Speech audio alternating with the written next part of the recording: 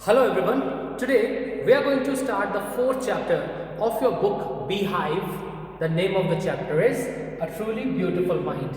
Okay, so today we are starting the chapter of class 9th English. I am going to explain you the chapter, and the name of the chapter is A Truly Beautiful Mind, and it was based on one of the most famous scientists in the world, Albert Einstein. Okay, कुछ scientist हैं हमारे मतलब दुनिया भर के, उनमें से सबसे जो फेमस है जैसे कि आइजैक न्यूटन है, आइंस्टीन है ना। तो आइंस्टीन के ऊपर ये पूरा चैप्टर बेस्ड है और कैसे आइंस्टीन ने जो है अपनी थ्योरीज दी, उनकी लाइफ से रिलेटेड है पूरा chapter. So the very first thing is Albert Einstein कब और कहाँ पैदा हुए। So Albert Einstein was born on 14 March 1879 in the German city of Ulm. 14 मार्च 1879 को जर्मन सिटी उल्म के अंदर उनका जन्म हुआ था। From the very beginning of his life, यानी कि बहुत बचपन से ही वो एक बहुत ही टेक्निकली साउंड चाइल्ड थे। मतलब उनको टेक्निकल चीज़ें समझ में आती थी और चीज़ें उनको ज़्यादा समझ में नहीं आती थी। मतलब पहले उनको जो उनके टीचर्स थे या जो इवन उनकी मदर भी थी, वो उनको सही नहीं मानती थी। उनको लगता था ही इज़ नॉट, उनकी इंटेलिजेंस को वो लोग नहीं मतलब कैरी कर पाते थे। बट धीरे धीरे जैसे जैसे अल्बर्ट को चांस मिलता गया तो अल्बर्ट जो है वो अपनी इंटेलिजेंस को उन्होंने प्रूव किया। Okay, so he like he normally don't play with student kids of his age, because उनका जो इंटरेस्ट था वो ऐसे नॉर्मल गेम्स के अंदर नहीं था। उनका इंटरेस्ट साइंटिफिक चीज़ों के अंदर था और मैकेनिकल चीज़ों के अंदर था। जब उनकी एक यंगर सिस्टर पैदा हुई तो उन्होंने अपनी मदर से और अपने पेरेंट्स से पूछा कि where are her mechanical wheels, इसके व्हील्स कहाँ हैं। तो इट शोज कि वो मैकेनिकल टॉयज से खेलते थे और मैकेनिकल चीज़ों में ही उनका सारा इंटरेस्ट था। ओके, नाउ अल्बर्ट आइंस्टीन की बात हो रही है। तो अल्बर्ट आइंस्टीन जो है बचपन में उनके पेरेंट्स मतलब जो उनके टीचर्स थे वो उनको टीचिंग पॉइंट ऑफ व्यू से सही नहीं मानते थे। उनकी नज़र में वो एक फ्रीक थे क्योंकि उनका सिर बहुत बड़ा था। अल्बर्ट आइंस्टीन का सिर बहुत बड़ा था, तो ऐसा उनकी मदर भी मानती थी। और बॉडी के पर्पज से उनको ऐसा लगता था कि ये थोड़ा सा ये बच्चा जो है इसको मेंटली कोई प्रॉब्लम है। और उनके जो टीचर्स हैं वो उसे कहते थे कि he can not learn anything, वो कुछ नहीं सीख सकता। बट अल्बर्ट की थ्योरीज कुछ अलग थी। क्या थी उनकी थ्योरीज? उनको ऐसा लगता था कि स्कूल में जो पढ़ाया जाता है या स्कूल में जो स्टडी सिस्टम है उससे हमारा कोई बेनिफिट नहीं होने वाला है। ओके, तो उस चीज़ से हमें कोई बेनिफिट नहीं है, उसका हम कहीं पे यूटिलाइजेशन नहीं कर सकते और हमें ऐसी चीज़ें पढ़ाई जाती हैं जो एक्चुअली एक वेस्ट है। लेकिन जब ये चीज़ें स्कूल सिस्टम ने मतलब अडॉप्ट नहीं की और स्कूल में जो डिसिप्लिन होता था, काम करने का तरीका होता था, ये सारी चीज़ें अल्बर्ट को बिल्कुल भी समझ में नहीं आती थी। That is why at the age of 15 Albert like just left the school. मतलब उन्होंने जो है स्कूल छोड़ दिया था एक बार के लिए, पढ़ना लिखना छोड़ दिया था, बिकॉज वो बहुत स्टिफल्ड, बहुत ज़्यादा सफोकेटेड फील करते थे उस एक डिसिप्लिन वाले एनवायरनमेंट के अंदर कि चीज़ों को बहुत कन्वेंशनल करना चाहिए, ऐसा अल्बर्ट को नहीं लगता था। वो अपने तरीके से पढ़ना चाहते थे। And he is a genius in mathematics and physics. Mathematics और फिजिक्स के वो जीनियस थे, इसलिए उनको उन्हीं सब्जेक्ट में उनको पढ़ना अच्छा लगता था। लेकिन कुछ टाइम बाद, स्कूल छोड़ने के, ड्रॉप करने के कुछ टाइम बाद उन्होंने फिर से स्टडीज़ को कंटिन्यू किया और बाद में उन्हें ज्यूरिक यूनिवर्सिटी के अंदर एडमिशन मिला।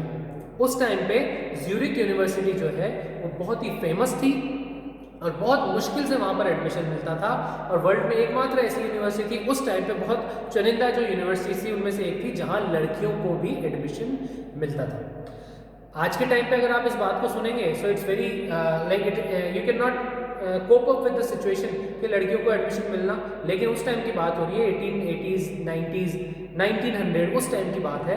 तो उस टाइम पे लड़कियों को एडमिशन नहीं मिलता था हर यूनिवर्सिटी में, बट ज्यूरिक यूनिवर्सिटी के अंदर लड़कियों को एडमिशन मिलता था। After that you can see कि वहाँ पर उनका अल्बर्ट जो है वो एक लड़की से मिले whose name is Mileva Maric. Mileva Maric से वो मिले। Mileva is something a creature like Albert. वो भी एक अल्बर्ट की तरह का ही क्रिएचर थी। अल्बर्ट की तरह का क्रिएचर मतलब वो भी टेक्निकली साउंड थी, उन्हें भी उसी तरह के सब्जेक्ट्स में इंटरेस्ट आता था। तो अल्बर्ट और उनके बीच की बॉन्डिंग जो है बहुत अच्छी हो गई। अब एल्बर्ट और उनकी जो बॉन्डिंग थी वो फ्रेंडशिप से ज़्यादा हो गई, यानी कि उन दोनों के बीच में एक लव रिलेशन बन गया। ओके, और एट लास्ट उन्होंने शादी भी की, लेकिन उससे पहले चैप्टर में बताया गया है कि जब वो एक दूसरे के बीच में मतलब जब वो बातें करते थे अपने लव रिलेशन की, तो वो भी टेक्निकल तरीके से करते थे। यानी कि जब एक बार एल्बर्ट ने मेलिवा को लेटर लिखा था तो उसमें बोला था that we can form relativity in life, इस तरीके से जो है उसने टेक्निकल वर्ड्स को यूज करके एक लेटर मेलिवा को लिखा था। Okay, so this is how the relation start. After that in the year 1900 Albert was 21। 1900 के अंदर अल्बर्ट 21 के थे और वो एक ग्रेजुएट थे, है ना। उस टाइम पर उनकी ग्रेजुएशन हो गई थी, वो यूनिवर्सिटी से पास आउट हो गए थे, लेकिन उनके पास जॉब नहीं थी। इन द ईयर 1902 1902 के अंदर एल्बर्ट को जॉब मिली। कहाँ पर? He got his first job in the patent office in burn. Burn नाम की एक जगह पर, BERN, बर्न नाम की एक जगह पर पेटेंट ऑफिस के अंदर। अब पेटेंट ऑफिस क्या होता है? पेटेंट ऑफिस वो जगह होती है जहां पर अलग अलग तरह के इन्वेंशंस को आकर रजिस्टर कराया जाता है कि ये इन्वेंशन मैंने किया है, I am the first one to made this invention. Okay, to go through this discovery, तो वहां पर वो चीज़ होती थी, उसका रजिस्ट्रेशन होता था।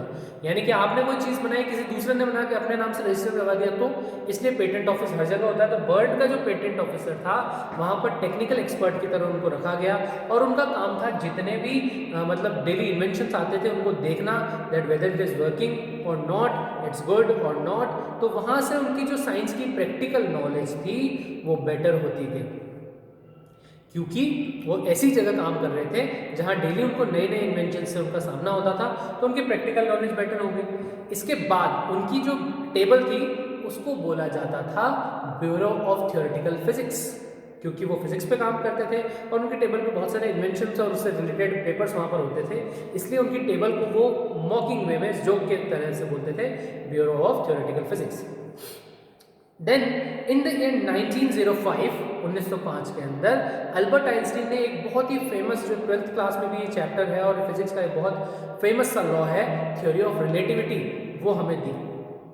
थ्योरी ऑफ रिलेटिविटी क्या होता है उसके लिए आप साइंस में आगे इसको पढ़ेंगे कि कैसे दो चीज़ें जो है रिलेटिव मोशन करती है, लाइक अर्थ एंड अर्थ। जैसे कि मैं जो है अभी रेस्ट पे हूँ लेकिन अर्थ घूम रही है तो आई एम इन मोशन। इस तरीके की एक थ्योरी उन्होंने दी कि थ्योरी ऑफ रिलेटिविटी क्या होती है। उसके बाद उन्होंने एक हमें एक बहुत ही इंपॉर्टेंट फॉर्मूला, और साइंटिस्ट ऐसा मानते हैं कि अगर टाइम मशीन बन सकती है तो इस फॉर्मूले का उसमें बहुत बड़ा रोल है, that is the energy mass relation, E = mc²। ये भी एल्बर्ट आइंस्टीन का दिया हुआ था, आपके चैप्टर में गिवन है, देखिएगा, E = mc²। ओके, ऐसे बहुत सी चीज़ें जो है अल्बर्ट आइंस्टीन ने अपनी लाइफ में बताई जो कि फिजिक्स और वर्ल्ड लेवल पे साइंस के लिए बहुत इंपॉर्टेंट थी। Okay, after that in the year 1903 Albert ने मेलिवा से शादी कर ली। अल्बर्ट एंड मेलिवा गॉट मैरिड, लेकिन अल्बर्ट की मदर को मेलिवा पसंद नहीं थी, बिकॉज उनको लगता था ये दोनों बुक लाइक क्रिएचर्स हैं, मतलब दोनों एक जैसे हैं, दोनों पढ़ाकू हैं, तो इनका शायद अच्छे से इनका कॉम्बिनेशन नहीं होगा, है ना। And in the year 1919 they got separated, they got divorce. उन दोनों का डाइवोर्स भी हो गया 1919 के अंदर। और उसके बाद एल्बर्ट ने अपनी ही कज़न एल्सा से शादी कर ली। ओके, उनकी कज़न थी एल्सा, उससे उन्होंने 1919 के बाद जब डाइवोर्स हो गया उसके बाद शादी कर ली।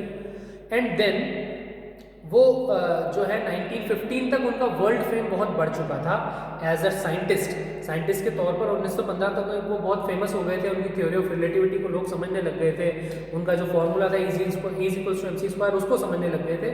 सो all these things were there.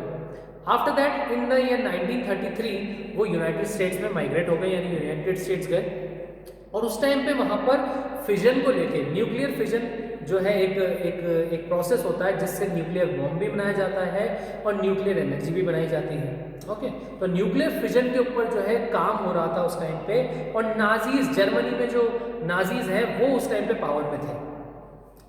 तो आइंस्टीन ने कहा कि ये जो फिजन है, फिजन का जो एक्सपेरिमेंट है न्यूक्लियर फिजन, इसके इफेक्ट्स बहुत खतरनाक हो सकते हैं। उसको उन्होंने स्टडी किया और उसके ऊपर उन्होंने अपना वो बताया था कि ये बहुत खतरनाक हो सकता है, और उसका एक रिजल्ट हमने वर्ल्ड वॉर के दौरान देखा।